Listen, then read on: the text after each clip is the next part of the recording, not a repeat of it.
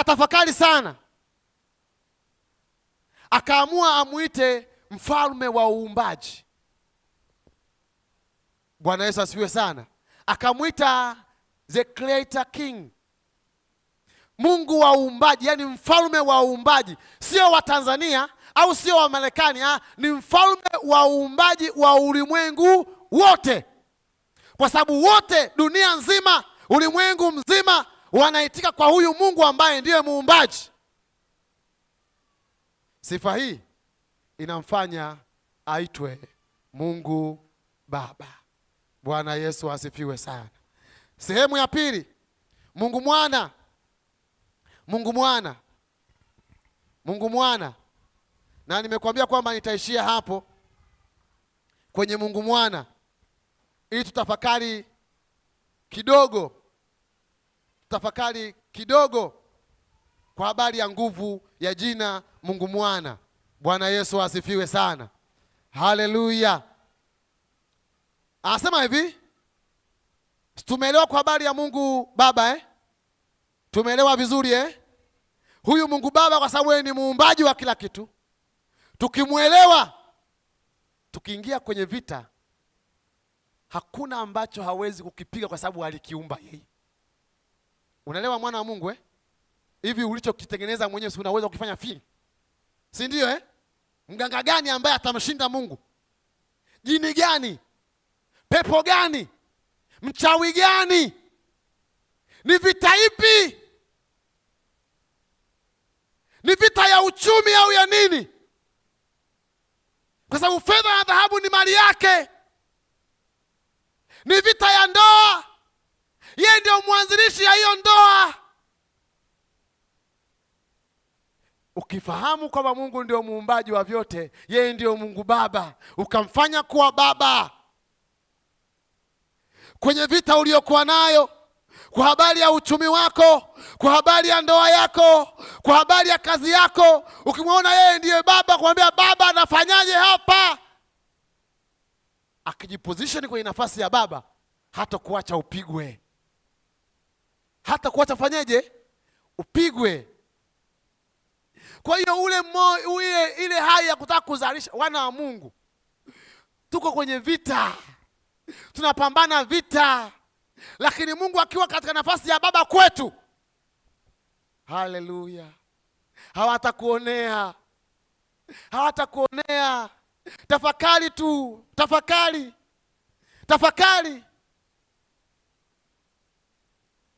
Wakati Dina akiwa ndio second, bado hajaja, watatu yake na wanne yake bado hajaja. Imagine alivyokuwa anadeka. Nimemtolea, najua inawezekana leo saa hizi yupo kazini. Sasa Bwana Yesu asifiwe sana. Haleluya. Haleluya. Na anajua kwamba baba kamanda. Kwa hiyo akifanya tu ntii. Kama ndio mimi na mkono kichwani, baba we. Alafu ukifika pale, vipi? Wewe kufanyaje? Wewe amenifinya. Sasa ukifikiria ni kufinywa tu, kufinywa. Lakini katika hali ya moyo wa ubaba, hali ya mzazi, lazima aweke defense ya kudefense mwanae, asionewe, asipigwe. Si kama nalewa mwana wa Mungu. Tukimfanya Mungu kama baba kwenye vita vyetu, hatutoshindwa kupigana vita, tutapigana vita na tutashinda, kwa sababu yuko mbele yetu, ana defense kwa ajili yetu. Halo, mfanye Mungu awe baba kwako, kwa sababu yeye ndio muumbaji wa kila kitu. Yeye ndio aliyafanya yote yaweze kuweko. Aliyenifanya mimi niweze kuweko, aliyekufanya wewe uweze kuweko. Nenda kwake kama baba yako. Ukimposition Mungu kwenye nafasi ya baba, vita unavishinda. Vita imeisha. Haleluya. Bwana Yesu asifiwe. Kwani hamwajui wale wa mama wakorofi na baba wakorofi, wakiambiwa mwanao kapigwa? Na nani? Na nani? Niambieni nani? Kanga iko wapi? Kafunga kiunoni nani? Niambieni. Mungu akiwa kama mzazi kwetu, tukimposition kwenye nafasi yake ya baba, tukimuita baba, tukimwambia baba, njoo nifundishe kupigana vita, pigana Yesu shuka, mwana wa Mungu, huyo adui yako hatabaki salama.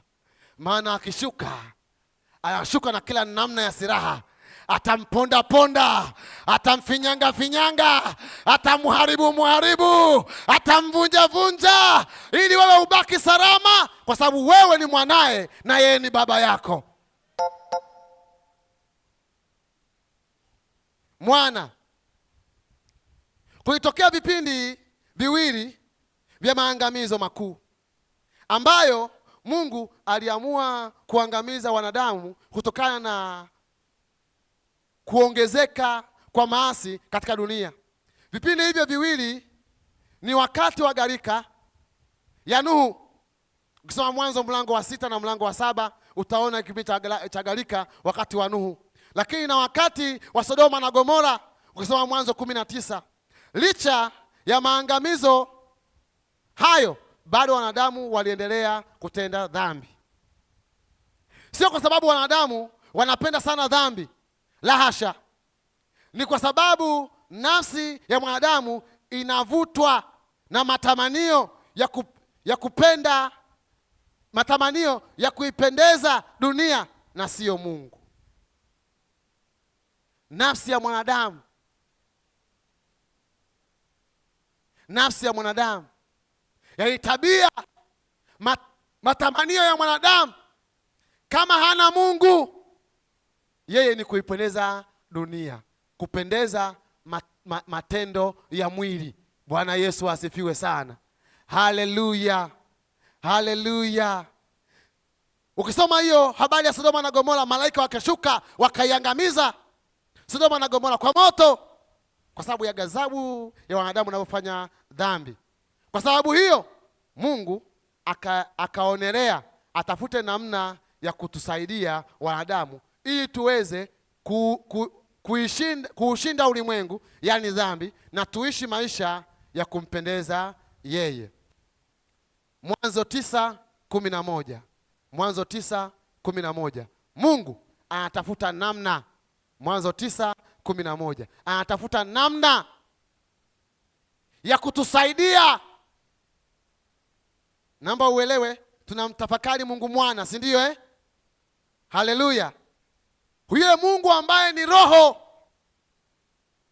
ambaye ametuumba mimi na wewe. Baada ya kutoka kwamba tumefanya dhambi, tumeasi, tumeenda kinyume na makusudi yake aliyotuumbia, kwa sababu aliniumba ili tumwabudu na kumcha yeye siku zetu zote. Lakini kwa kama tumeasi, tumekosea mbele za Mungu, tumemkosea Mungu, tumekuwa mbali naye, Mungu anatafuta namna ya kutusaidia ili turudishe ushirika wetu na Mungu. Bwana Yesu asifiwe sana. Haleluya. Anatafuta namna ya kutusaidia ili turudishe ushirika wetu na Mungu. Hapo ndipo process ya Mungu kujiposition kwenye nafasi ya kuitwa Mungu mwana inaanza. Yaani ile tabia ya kutamani kurejesha ushirika na sisi. Utanielewa mbele kidogo. Bwana Yesu asifiwe sana. Haleluya. Hiyo tabia ya Mungu kutaka kurejesha ushirika na mwanadamu, hiyo tabia ya Mungu kuhitaji kurejesha mahusiano yake na mwanadamu, hiyo tabia ya Mungu ambaye Mungu roho katika nafsi tatu ndio inamposition kwenye nafsi ya pili ambaye ni Mungu mwana, inamuingiza kwenye Mungu mwana, kwa sababu Mwanzo 3:15 inasema hivi, uzao wa mwanamke utamponda kichwa. Bwana Yesu asifiwe sana. Haleluya, haleluya. Lakini atampondeje kichwa yeye Mungu ambaye sio uzao wa mwanamke? Inabidi ajiposition kwenye nafasi ya kuitwa mwana. Haleluya, haleluya.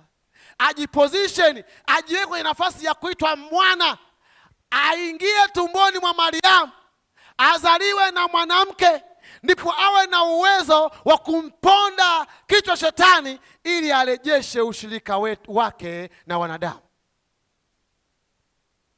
Lo, Bwana Yesu asifiwe. Hiyo ni sehemu ya kwanza. Sehemu ya pili ni kule kuchukua madhaifu yetu. Kuchukua madhaifu ya nani? Ya kwetu. Yeye Mungu ni mtakatifu, yeye Mungu ni roho, lakini kule kuchukua mwili, alafu kuchukua madhaifu yetu, kuchukua dhambi zetu, kule kutaka kutukomboa, inamfanya arudi kwenye nafasi ya Mungu mwana, awe mwana. Bwana Yesu asifiwe sana. Awe mtoto, awe mtoto. Anasema alichubuliwa kwa ajili yetu, alipigwa kwa ajili yetu, alikuwa kama kondoo akienda machinjoni kwa ajili yetu, lakini alitemewa mate, alipigwa mijeledi, hakuongea neno lolote la lawama, alinyamaza kimya. Ile nafasi ya kuendea msalaba ilikuwa kazi yako. Shika unaelewa, mwana wa Mungu Ilikuwa kazi ya nani? Ya kwako wewe, ya kwangu mimi. Kwenda msalabani haikuwa kazi ya Mungu. Kwani aliyefanya dhambi ni nani? Tuelewane tu, wana wa Mungu, aliyefanya dhambi ni nani? Sasa kwa nini Mungu aende msalabani?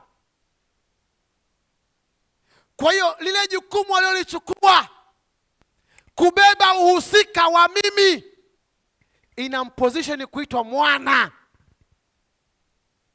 Hata kuchanganya tena, mwanangu, subiri nisome huku ili yawezekana huku utaelewa zaidi.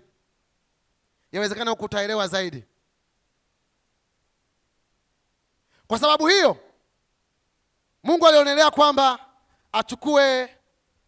alionelea kwamba atafute namna ya kurudisha ule uhusiano, ule ushirika. Hivyo basi Mungu akachukua mwili wa udhaifu, mwili wa damu na nyama, akazaliwa na mwanamke, yani Bikira Mariamu, kwa makusudi maalum ya kuachilia neema ya ukombozi kwa mwanadamu aliyepotea dhambini.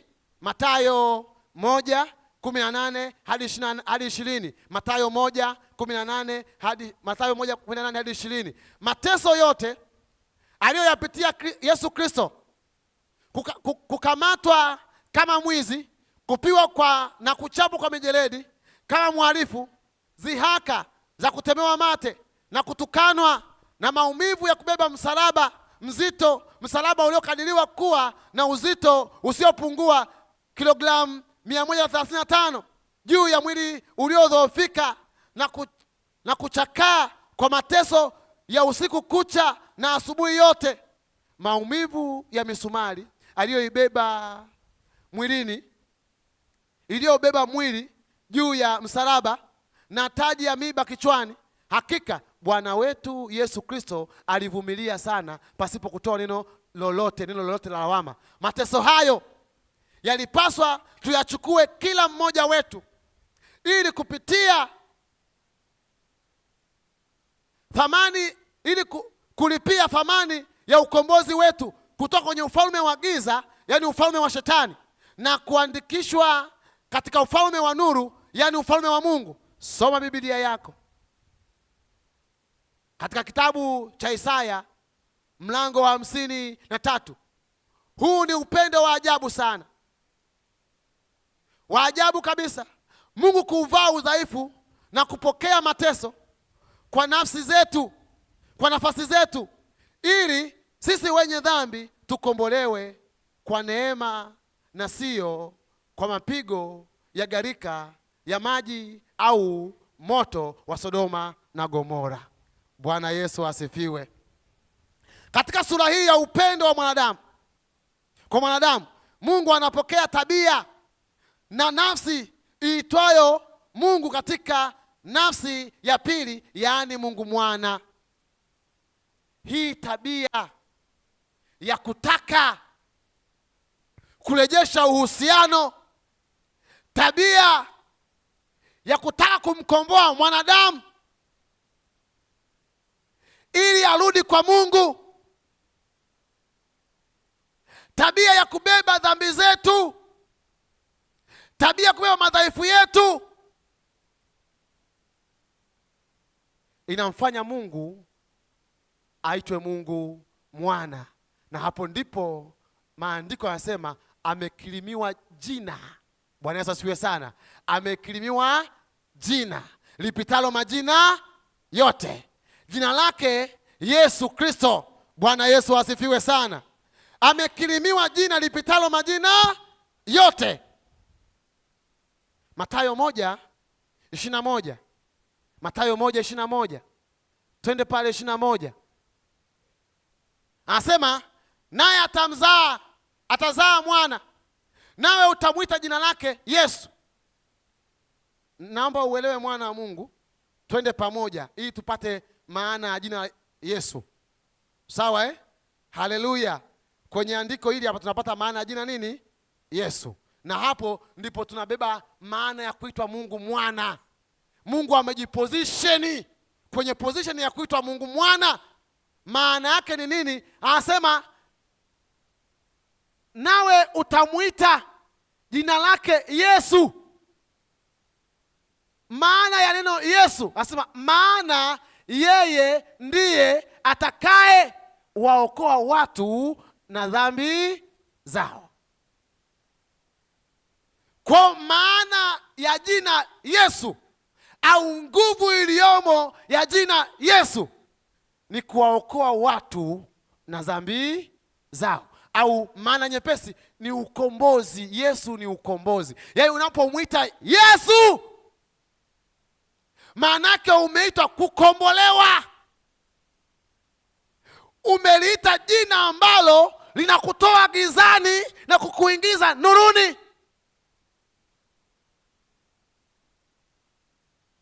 Hiyo ndio nguvu ambayo iko ndani ya jina Yesu.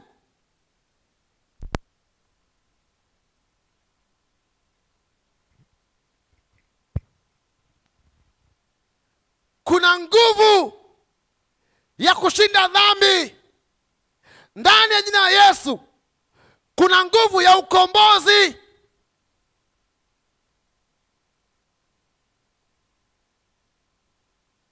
Yesu amekuja kwa misheni maalum. Bwana Yesu asifiwe sana. Na misheni hiyo imebebwa na jina lake.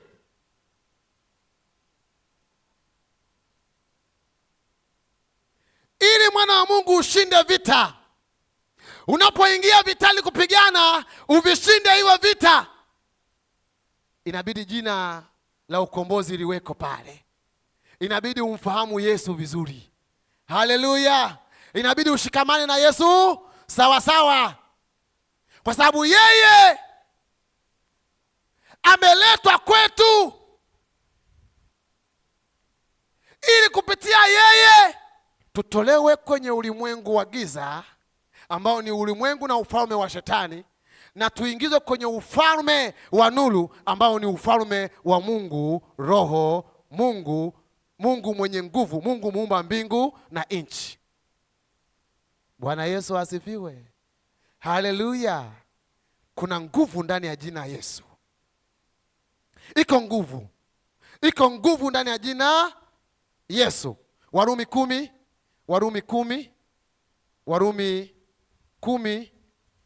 mstari wa 9. Warumi 10 mstari wa 9. Neno la Mungu linasema hivi. Warumi 10 mstari wa 9. Neno la Mungu linasema hivi.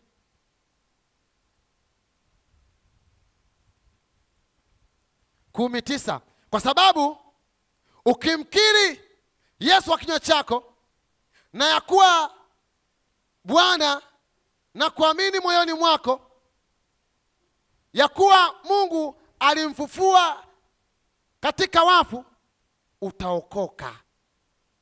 Unaelewa hiyo sentensi mwana wa Mungu Ukifanyeje? Ukimkiri alafu ukamwamini. Yaani maana yake nyepesi ni nini? Ukimkiri huyu Yesu alafu ukamwamini, ukiingia kwenye vita wewe ushindi. Maana yake anasema utaokoka. Maana okoka nini? Umeshinda. Kama nilikuwa gerezani, kama nilikuwa kwenye dimbwi la maji mengi, alafu nimetoka, maana yake nimeshinda hayo maji, nimeshinda hilo gereza, nimeshinda hiyo vita. Ndio maana nimeokoka, nimeokolewa. Lakini kwa namna gani? Kwa sababu ndani yangu nimelikiri jina, nimeliamini jina, nimeshikamana na jina. Baada ya kushikamana na jina na kulikiri jina na kuliamini jina, na uona ushindi kwa hakika. Haleluya!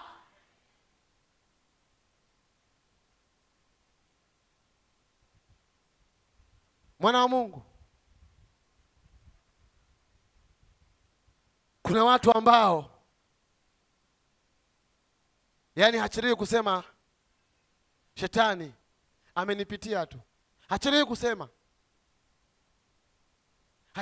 shetani amenipitia. Mwana wa Mungu, kama Yesu umemkiri vizuri, na hili jina Yesu ambalo linabeba nguvu ya ukombozi, nguvu ya kukutoa mahali pagumu, nguvu ya kutoa gizani, ni jina Yesu. Ukishikamana nalo, ushindi ni hakika. Haleluya! Kwa sababu atakupigania, atapigana vita. Naweza sema kama ndio yuko yule ambaye kila siku shetani amenipitia, shetani amenipitia, badilisha maombi yako. Amen? Badilisha maombi yako. Omba kama maombi ya Daudi. Kwenye Zaburi Daudi aliomba maombi fulani yanaelezea sana habari ya jina la Yesu. Bwana Yesu asifiwe sana. Haleluya. Zaburi ya 25 kwanza mstari wa 11. 25 Zaburi mstari wa 11. 25 Zaburi mstari wa 11. Zaburi ya 25 mstari wa 11. Asema, Bwana, kwa ajili ya jina lako lipi? Jina lako lipi? Unisamehe uovu wangu, maana ni mwingi.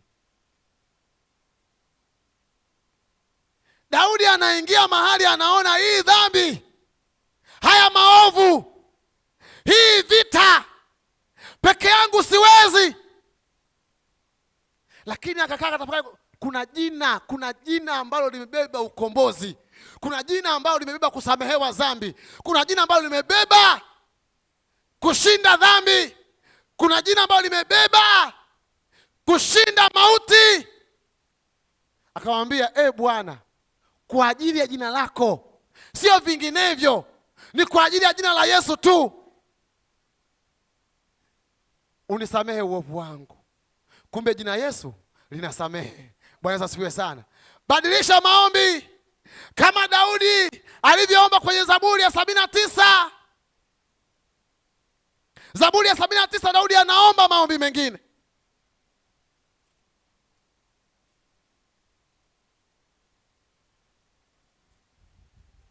Sabini na tisa mstari wa 9 asema, Mungu wa wokovu wetu, utusaidie kwa ajili ya utukufu wa jina lako, utuokoe, utuhofiri dhambi zetu kwa ajili ya jina lako.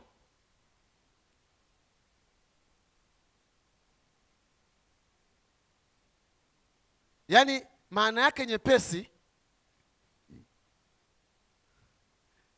hatuombi msamaha kwa sababu tuna fedha nyingi. Hatutakaswi kwa sababu ya haya tulizokuwa nazo. Hatutakaswi kwa sababu ya utajiri tuliokuwa nao. Tunatakaswa kwa sababu ya jina la Yesu. Haleluya. Jina hili la Yesu likitajwa, nguvu iliyomo ndani ya jina la Yesu ni kutukomboa. Hatushindi vita kwa sababu tunajua kuomba sana.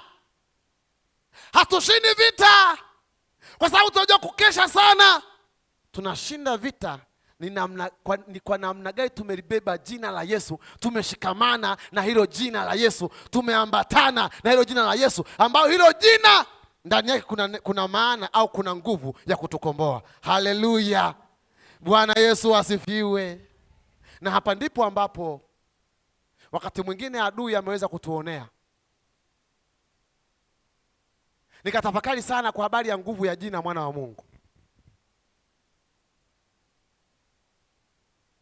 Kuna watu ambao adui aliwaonea, amebadilisha majina yao kwenye ulimwengu wa roho.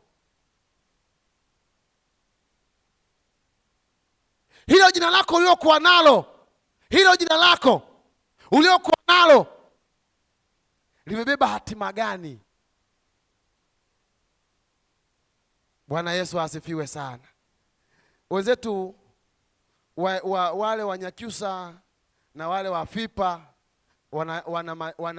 wanasema destiny name.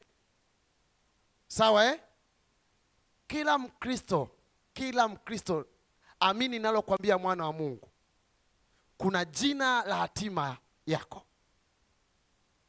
Kama Yesu alipewa jina la hatima, hatima ya kuja Yesu hapa duniani ni kumkomboa mwanadamu ili aweze kutimiza, ili hatima itimie, inabidi apewe jina lenye kubeba hatima yake. Kwenye maandiko tunao watu, tunaye mtu kama Sara, tunaye mtu kama Ibrahim, tunaye mtu kama Yakobo. Na kutajia kwa sababu umesoma Biblia unawafahamu hao watu. Haleluya.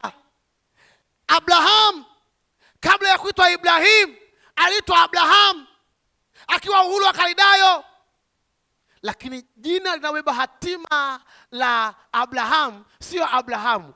Jina linabeba hatima ya Abraham ni Ibrahim, ili aweze kuwa baba wa mataifa, ili aweze kuitwa baba wa imani.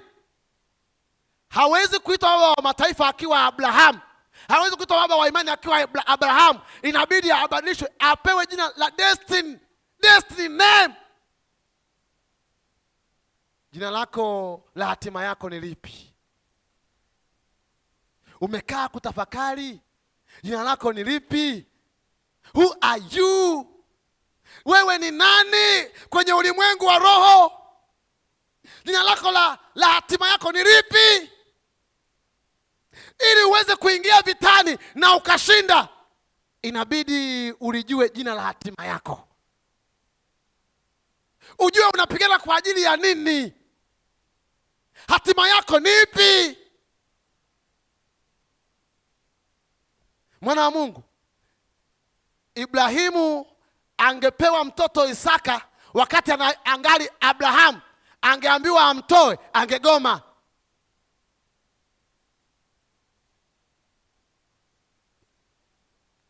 Ibrahimu hatima inabebwa na jina la mtu Yesu. Malaika wanakuja wanamwambia Mariamu, utazaa mwana. Lakini huyo mwana, sikiliza, usimpe jina lako Immanueli, Mungu pamoja nasi, sawa. Masihi, sawa. Lakini jina la hatima ya ujio wa huyu mwana huku duniani ni Yesu. Maana yeye ndiye atakayeokoa watu wake na dhambi zao. Wewe jina la hatima yako ni lipi? Jina la hatima ya maisha yako.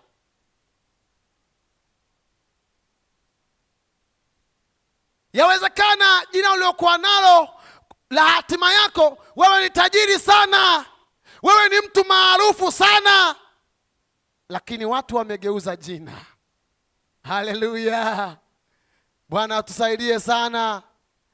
Bwana atusaidie sana. Haleluya, haleluya.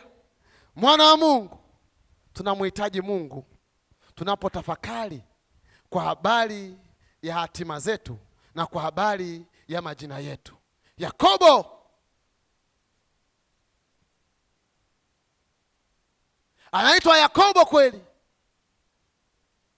lakini lile ni jina ambalo amepewa na baba yake na mama yake, lakini jina la hatima sio Yakobo, ni Israeli. Jina lako la hatima yako ni lipi?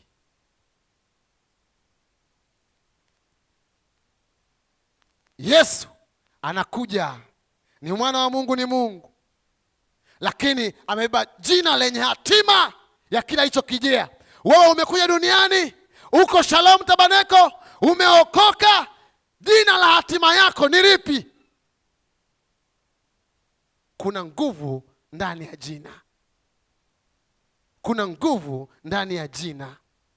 Bwana Yesu asifiwe sana. Nilipotafakari maneno haya, ndio siku moja mtu mmoja ananiambia, nimepita kwenye wakati mgumu fulani hivi. Alafu ninamfuata, namuelezea, ananiambia shida sio wewe, shida ni jina lako. Sikumuelewa haraka. Bwana Yesu asifiwe sana. Yawezekana kuna mahali unapopita, shida sio wewe, shida ni jina lako. Kuna mahali wamekupachikia jina ambalo sio la kwako. Leo natamani mwana wa Mungu, ukipata muda mchache, mwambie Mungu, ninaomba nilifahamu jina langu, jina la hatima yangu. Ninaomba nirejeshe jina la hatima yangu. Nitaje.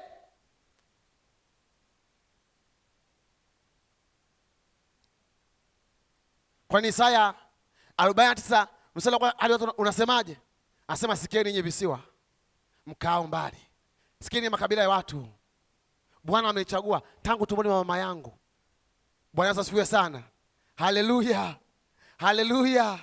Anamwambia Bwana amenichagua, amefanya kuwa kama upanga na kuwa kama mshale usuguliwa sana kwenye podo ya ministry. Amesema, wewe wangu, mtumishi wangu, kupitia wewe ndatukuzwa. Kwa Isaya yupo ili kupitia Isaya Mungu muumba mbingu na nchi atukuzwe. Haleluya. Nimekwambia wakati mwingine Isaya anabeba picha ya Yesu. Yesu amekuja duniani kauvaa mwili ili kupitia Yesu Kristo watu wamtukuze Mungu Jehova. Na ndipo anaposema mahali, anasema, Bwana utukuzwe, maana kazi ulionipa nishaifanya tayari. Haleluya. Jina lako ni lipi? Jina lako ni lipi? Simama mwana wa Mungu, simama kwa miguu yako. Nimalizie tu hapa, mnisamee nimechukua dakika zenu hizi nusu saa kabisa, dakika 30. Haleluya. Lakini nimeona angalau nimalize, nifike mwisho. Bwana Yesu asifiwe. Jina lako ni lipi? Tumetafakari kwa habari ya Mungu wetu. Tumetafakari kwa habari ya Utatu Mtakatifu. Tumetafakari kwa habari ya nguvu ya jina Yesu. Wapi unapita mwana wa Mungu? Wapi ni pagumu? Wapi umetatanika? Wapi unateswa? Liko jina lipitalo majina yote. Liko jina lenye nguvu. Jina lake Yesu tamu. Nikilisikia rakokora mamastika kaintorianda basi. Tafakari jina lake Yesu.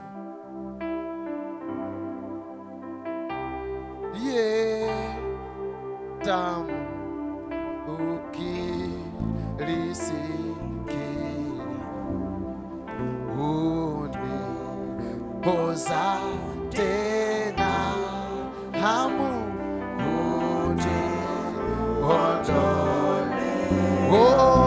uniondolea. Anaweza kuondoa magonjwa.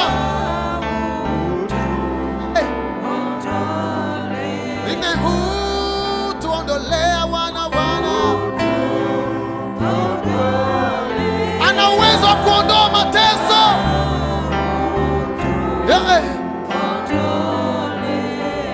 Jina hili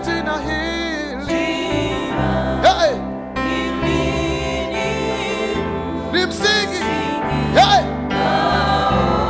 Ingawa kwa hili Bwana jina, kwa hili jina napata kwangu mimi Bwana, kwangu mimi ni wewe, kwangu ni hakiba rakabo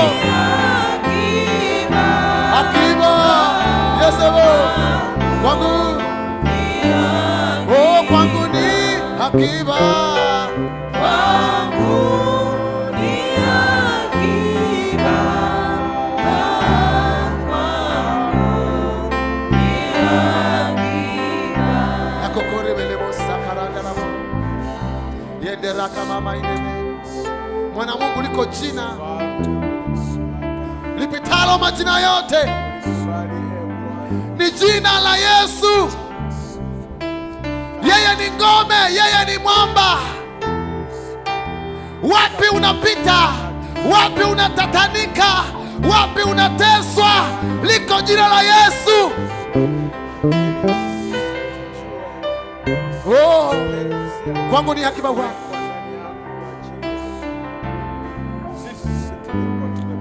Yene kwangu ni hakiba, kwangu ni hakiba, kwangu ni hakiba, imba kwangu ni hakiba, jina hili jina,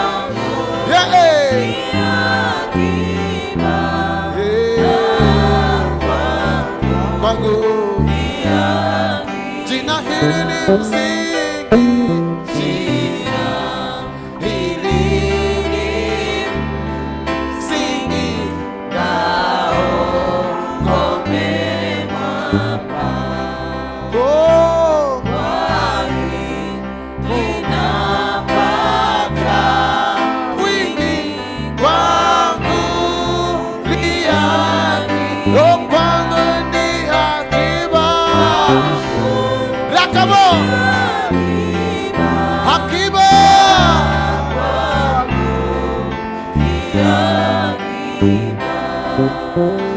Unaweza kutulia kwenye uwepo wa Bwana sasa.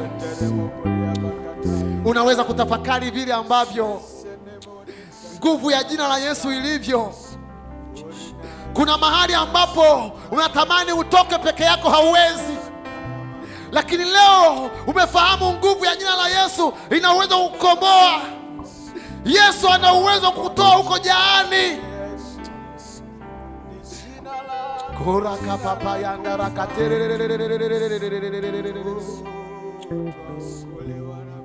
rako kori mama yenderi rabo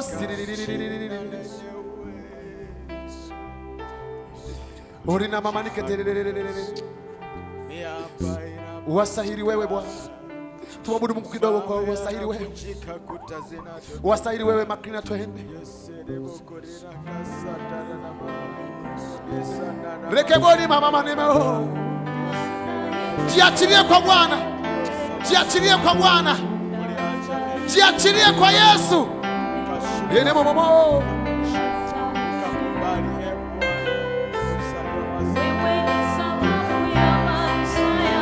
rebomo saba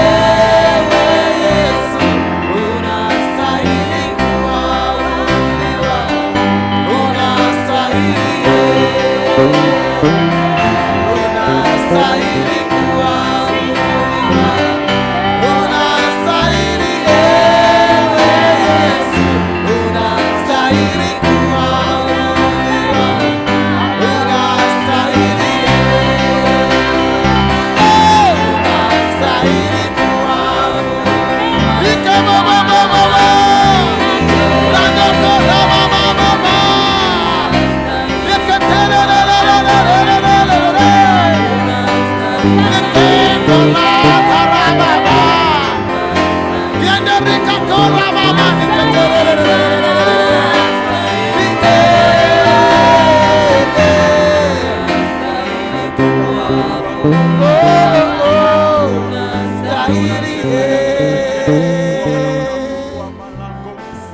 Tukwatane kwenye maombi haya. Sema Bwana Yesu, Bwana Yesu, Bwana Yesu, Bwana Yesu, ni kweli ya kwamba nimezaliwa na mwanamke na wazazi wangu wakanipa jina, lakini Bwana, wewe Bwana unalo jina kwa ajili yangu. Inawezekana nimepewa jina kutoka kwenye madhabahu za ukoo wangu, madhabahu za giza, madhabahu za kichawi, madhabahu za kiganga. Leo hii nalifuta hilo jina,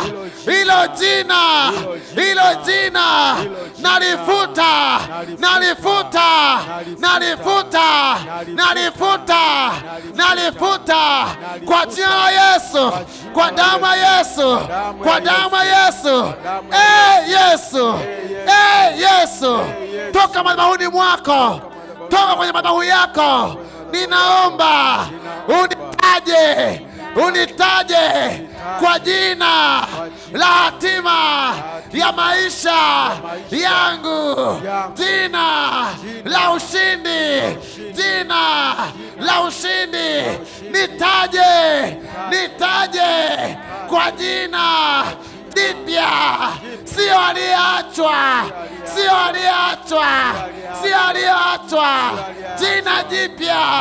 jina jipya la hatima ya maisha yangu, kwa jina la Yesu na kwa damu ya Yesu. Ninakataa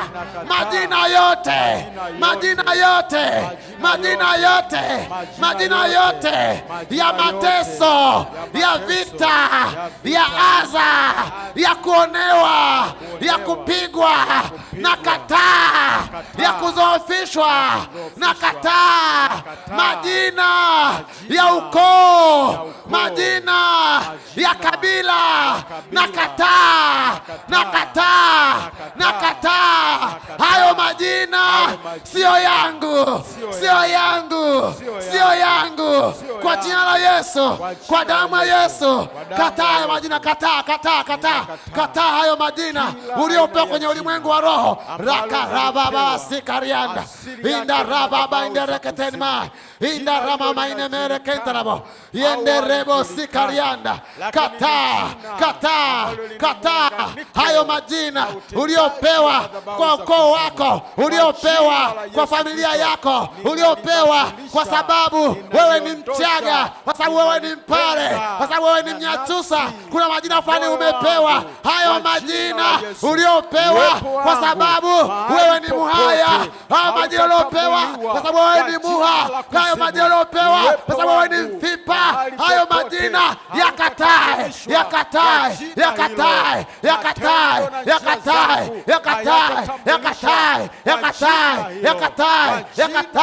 kwa jina la Yesu. Rakarama mama indarama mama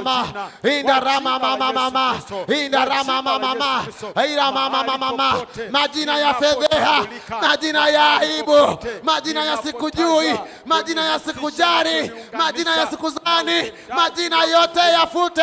Hayo majina ya mateso, majina ya adha, majina ya uduni, majina ya umasikini yakatae.